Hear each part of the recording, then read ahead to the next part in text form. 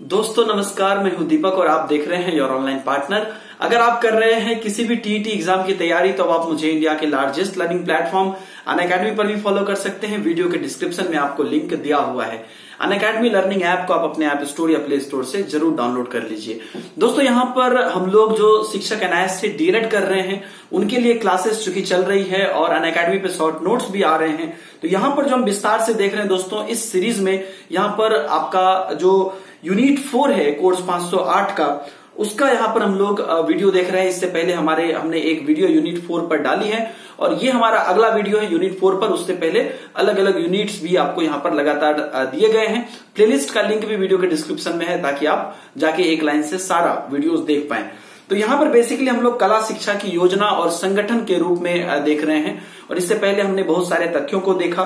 तो आज जो हम यहाँ पर क्वेश्चन या पॉइंट या जो तथ्य देखने जा रहे हैं जहां से कि आपके बहुत ही यहाँ पर एग्जाम में पूछे जाने के चांसेस हैं, उसमें से आता है कि जब आप कला अनुभूति की बात करते हैं, इससे पहले भी हमने कला अनुभूति पर बात की है, तो कला अनुभूति की जब आप बात करते हैं तो उसके लिए आपको सामग्रियों की जरूरत पड़ती है। क्योंकि जब आप बच्चों को आर्ट एजुकेशन की बात करते हैं, आर्ट शिक्षा देने की बात करते हैं, तो उसके लिए अलग अलग प्रकार के मटेरियल्स, अलग अलग प्रकार की सामग्रियां की जरूरत होती है। तो यहां पर आपका निकल कर आता है, जैसा कि आप लोग जानते हैं, दो तरीके का यहां पर कला होता है। पहला दृश्य कला, दूसरा निष्पादन कला।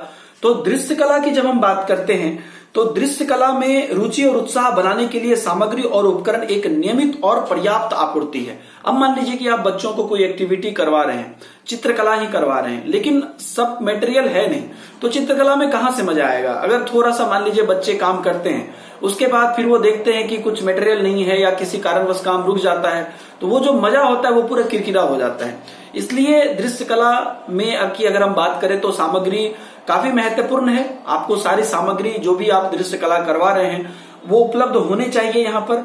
और बच्चे, अभिभावक, विद्यालय और समुदाय को शामिल करते हुए दृश्य कला की उपयुक्त सामग्री का संगठन करना एक परामर्श और सहयोगी प्रक्रिया है। तो ये कहा जा रहा है यहाँ पर कि बच्चों की अगर आप बात करें तो बच्चे को और समाज को भी आप साथ में लेके दृश्य कला की सामग्री उपलब्ध करने की कोशिश करें, जिससे कि सबों में जो है एक उत्साह भी रहेगा और कला की सामग्री भी आपको बेहतर ढंग से उत्पन्न हो पाएगी।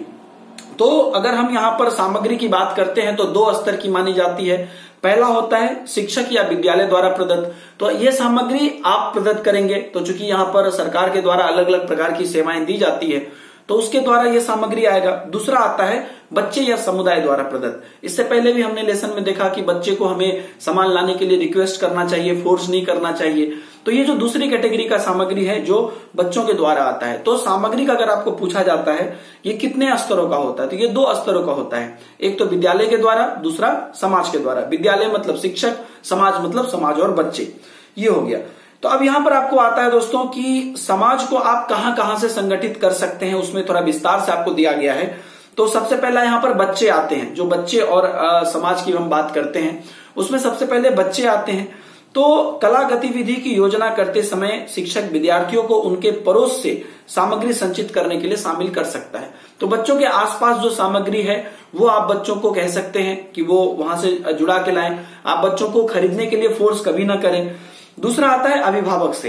अभिभावक कुछ वस्तु और सामग्री देकर कला के कार्यान्वयन में सहायता कर सकते हैं। तो अभिभावक भी अपने स्तर से अलग अलग प्रकार की सामग्री दे सकते हैं। संग्रहालय आता है, तो जो पुस्तकालय या संग्रहालय या लाइब्रेरी होता है उस जगह से आप अलग अलग प्रकार की सामग्री ले सकते हैं, जिससे कि आप अपने जो है कार्य में, कला शिक्षा में आप उपयोगी कर सकते हैं। ठीक है। तो कभी कभी होती है एक्सपेरिमेंट कराने की, उसमें आपको किसी मशीन की जरूरत भी पड़ सकती है। या अगर आप चित्रकला की बात करें, दृश्य कला की ही खास करके बात करें, तो बहुत सारे मटेरियल्स हैं जो आप सामग्री से उपलब्ध कर सकते हैं, क्योंकि रेफरेंसेस की भी जरूरत पड़ती है।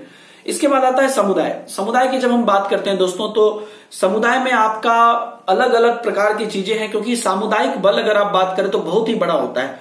नामुमकिन चीज को मुमकिन कर देने वाला होता है अगर आपके विद्यालय में समुदाय का योगदान है।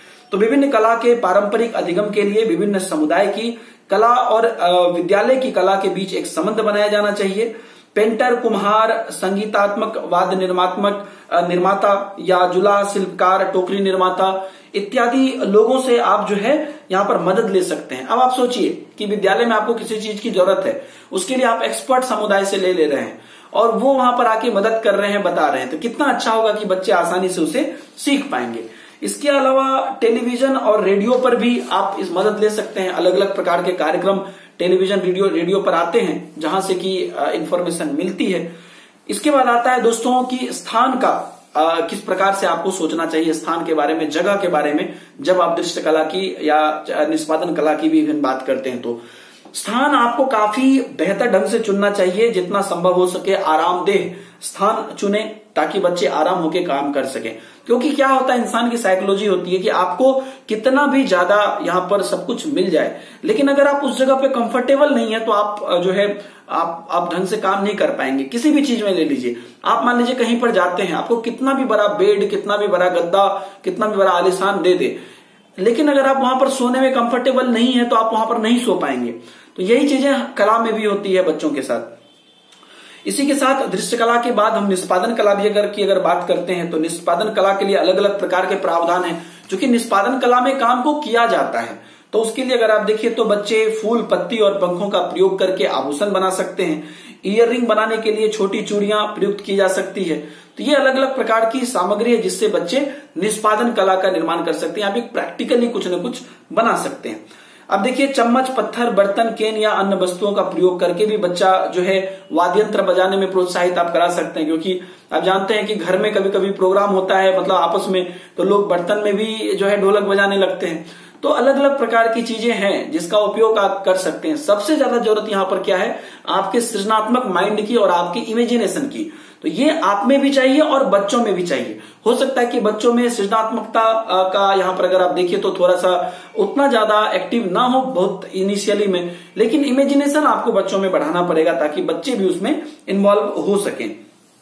वास्तव में हम किसी भी स्थान पर या एक छत या छज्जे को मंच में बदल सकते हैं, है ना, जहां पर हम प्रस्तुति की योजना बना रहे हैं। अभी यहीं पर आप मान लीजिए कहीं पर बैठे हुए हैं तो आप वहीं पर उसी को मंच में बदल सकते हैं। मेन क्या है, आपके उत्साह का, आपके इमेजिनेशन का, और वहां पर आप किस प्रकार से निष्पादन कर पा रहे हैं वो महत्वपूर्ण है।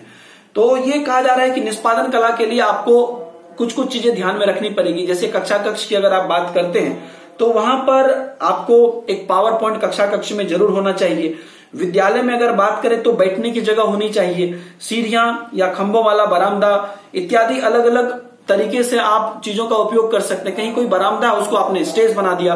अब देखते होंगे छोटे छोटे फंक्शन में विद्यालय में ऑलरेडी उसे बनाया जाता है। अब देखिए, प्रकृति में भी जो संगीत पाया जाता है या जो है अलग अलग प्रकार की चीजें होती है उसका उपयोग कर सकते हैं बच्चे अपने निष्पादन के लिए। दोस्तों, मैं आपको क्लियरली बताता हूं कि बुक में आपको हजारों बात अगर दी हुई रहेगी निष्पादन कला के क्षेत्र में, तो जरूरी नहीं है कि बस उतना ही या वही आप करें। निष्पादन कला की बात कुछ भी आप कर सकते हैं। जो भी क्रिएटिविटी आपके दिमाग में आती है जिससे कि बच्चे किसी चीज का उपयोग करके कुछ काम कर सकते हैं, तो वो आप निष्पादन कला में यहाँ पे रख सकते हैं। इसके बाद आता है सामग्री भंडारण और रख रखाव। ये महत्वपूर्ण है क्योंकि ये मतलब कंसेप्ट आपको याद रखना है। इसके अंदर तो लिख आप देंगे बहुत ज्यादा, लेकिन कंसेप्ट आपको याद रखना है। तो जब आप निष्पादन कला की बात करते हैं तो आपको अलग अलग सामग्री या दृश्य कला में भी अलग अलग सामग्री आप उपयोग करते हैं। तो उन सामग्रियों का भंडारण आप किस प्रकार से करते हैं, उन सामग्री को रखते कैसे हैं, संरक्षण कैसे करते हैं कि ज्यादा दिनों तक ये जो है ठीक ठाक रहे, टूटे ना।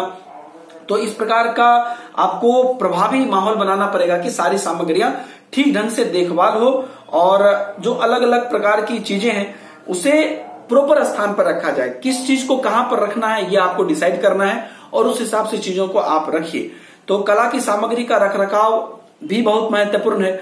जो भी चित्रकला की सामग्री है या अगर आप मान लीजिए कि कोई निष्पादन कला में कोई एक्टिविटी की सामग्री है, प्रैक्टिकल के मटेरियल्स हैं, उन सभी चीजों का रखरखाव काफी जरूरी है। इसके बाद आता है दोस्तों प्रारंभिक स्तर पर कला अनुभूति का संगठन और सरलीकरण। मतलब कैसे कला अनुभूति को, कला शिक्षा को हम एक जगह संगठित कर सकते हैं और उसे कैसे आसान रूप में बदल सकते हैं। कला एक रुचिकर तरीका है, आप लोग जानते हैं, जिसके माध्यम से हमें बच्चे की वृद्धि और विकास को अंकित हम कर सकते हैं। तो कला के माध्यम से बच्चों के डेवलपमेंट और ग्रोथ को हम अंकित कर सकते हैं। बच्चों के लिए कला एक शक्तिशाली उपकरण है क्योंकि वे लिख पढ़ सके उससे पहले उन्हें उनके विचारों और संवेदनाओं को अभिव्यक्त करने की योग्यता देता है। क्योंकि किसी भी कला को बच्चे जब करने जाते हैं तो उसमें महत्वपूर्ण होता है कि बच्चे किस प्रकार से जो है उस कला के बारे में सोच रहे हैं, ये ज्यादा महत्वपूर्ण है। अब यहां पर आपको आता है कि सरलीकरण क्या है कला शिक्षा में। महत्वपूर्ण क्वेश्चन है दोस्तों, कला शिक्षा में सरलीकरण क्या है? जो दूसरों के लिए कार्य को आसान बनाता है और एक व्यक्ति की जो यह भूमिका करता है वह सरलीकर्ता कहलाता है। तो ऐसा इंसान जो कि दूसरों के कार्य को आसान बनाता है वो सरलीकरण होता है, ठीक है। और इसमें जो है वह एक व्यक्ति की भूमिका भी निभाता है। तो मान लीजिए आप कुछ ऐसा काम कर रहे हैं जिससे कि लोगों के लिए कुछ भी तो आसान हो जाए, तो वो आपका यहाँ पर सरलीकरण कहलाता है। इसके लिए अगर आप देखिए तो सबसे पहले तो आपको स्व अभिव्यक्ति के लिए विश्वास प्रदान करना पड़ेगा। मतलब आप अपना जो रिप्रेजेंटेशन कर रहे हैं, अपने तरफ से जो आप कुछ दिखा रहे हैं, उस चीजों में आपको आत्मविश्वास रहना चाहिए कि हाँ आप सही दिखा रहे हैं, आप बेहतर कर रहे हैं। अगला आता है कि संगीतात्मक वाद्य यंत्र की सुरक्षा के लिए सावधानी के साथ साथ रखरखाव के लिए रास्ता देकर बच्चों की सहायता करना। तो अलग अलग प्रकार के संगीत के वाद्य यंत्र ही होते हैं। अगर निष्पादन कला की बात करें तो उसके सावधानी से रखरखाव करें, या जो भी अलग अलग इसके अलावा भी कुछ अगर निष्पादन कला के मटेरियल हैं उसका आप रखरखाव करें और बच्चों की सहायता करें। ये सारी चीजें अगर आप करते हैं तो आप सरलीकर्ता कहलाते हैं। एक शिक्षक को सरलीकर्ता होना चाहिए कि आप बच्चों के काम को आसान करें, मतलब ऐसी डिफिकल्टीज बच्चों को ना आए कि बच्चे कंफर्टेबल होकर काम ना कर सकें, और बच्चों को हेल्प करिए, हिंट्स दीजिए। ये सारी चीजें एक शिक्षक के रूप में आपको करनी चाहिए। सरलीकरण की प्रक्रिया आती है यहां पर, तो गतिविधि के प्रभावी आयोजन को के संबंध में आपको सरलीकरण की प्रक्रिया की जानकारी अपेक्षित है। बच्चे को अपेक्षित सामग्री और स्थान उपलब्ध कराने का उत्तरदायित्व तो आपका है। तो देखिए, आपकी जो परियोजना है, आपकी जो क्रियाकलाप है, उसे करेंगे बच्चे हैं, लेकिन आप उन्हें कैसा माहौल दे रहे हैं ये डिसाइड करेगा कि बच्चे किस प्रकार से काम कर पाएंगे। तो जब आप एक सरलीकर्ता बनते हैं या सरलीकरण की प्रक्रिया ही आप जानते हैं, तो इसका मतलब यह है कि आप बच्चों को एक बेहतर इन्वायरमेंट प्रोवाइड कर सके और उसके साथ साथ बच्चों को जो सामग्री चाहिए वो दे सके और जो स्थान है वो सही स्थान उपलब्ध करा सके। ये सारी चीजें सरलीकरण में आती है। बच्चे को विद्यालय के बाद कला कार्यक्रम का आनंद लेने के लिए उन्हें प्रोत्साहित करें।